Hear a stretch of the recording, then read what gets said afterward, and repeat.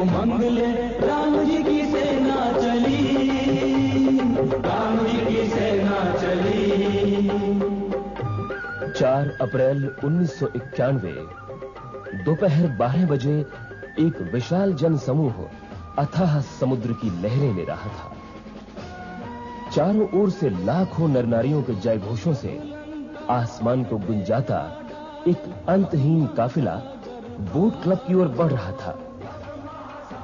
ये लोग किसी एक संप्रदाय या वर्ग के नहीं थे, न ही किसी प्रलोभन या राजनीतिक दल द्वारा लाए गए थे, बल्कि ये लाखों लोग प्रतिनिधित्व कर रहे थे उन करोड़ों श्री राम भक्तों की मानसिकता का, जो अब मुस्लिम तुष्टीकरण की नीति समझ चुके हैं, जान चुके हैं कि संगठित हिंदू ही सुदृढ़ राष्ट्र की नींव बना सकते हैं।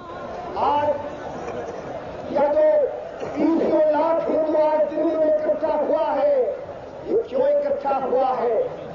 इस देश में 70 करोड़ हिंदू रहता है। इस विश्व में अगर 100 करोड़ मुसलमान हैं, 125 करोड़ ईसाई हैं, तो दुनिया सुन ले कि संसार में 75 करोड़ हिंदू भी बसते हैं। और 75 करोड़ हिंदू, उनका अपमान उस दिन हुआ जब 3 अक्टूबर और 2 नवंबर को राम भक्तों को गोलियों से भून दिया गया।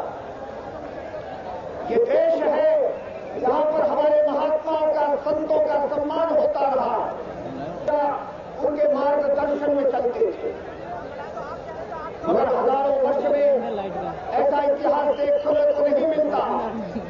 हमारे यहाँ विदेशियों के राज्य आए थे, इस्लाम का आया, उस समय तो हम सुनते हैं कि हमारे संतों के ऊपर प्रहार किए गए, उनकी हत्याएं की गई।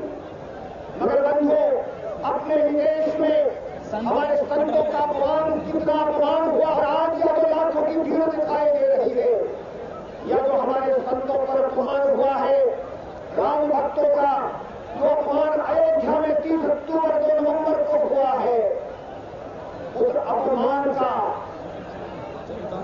विसर्जन करने के लिए आए हैं, अपनी भावनाओं को प्रकट करने के लिए आए हैं। किंतु यदि इस देश में मुसलमानों की हिंदू समाज के साथ भूमिका आक्रांता की और हिंदू समाज आक्रांत इस रूप में रखना चाहते हैं, हिंदू समाज उसको बर्दाश्त करने के लिए तैयार नहीं।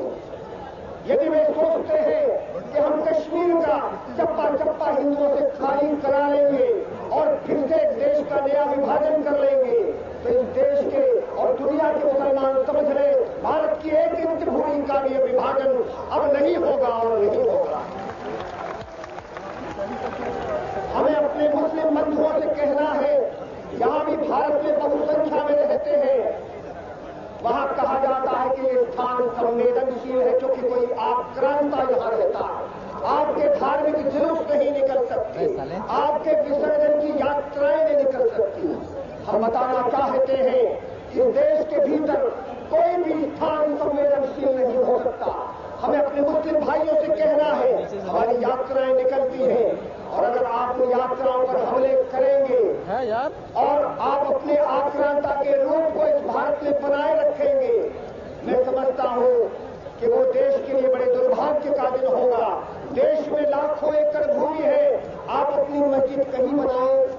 हम लोगों ने कभी इस भारत में जो कि सब पंथों का और सभी उपासना पद्धतियों का सम्मान करता है, इस भारत ने कभी किसी के ऊपर दमन नहीं किया।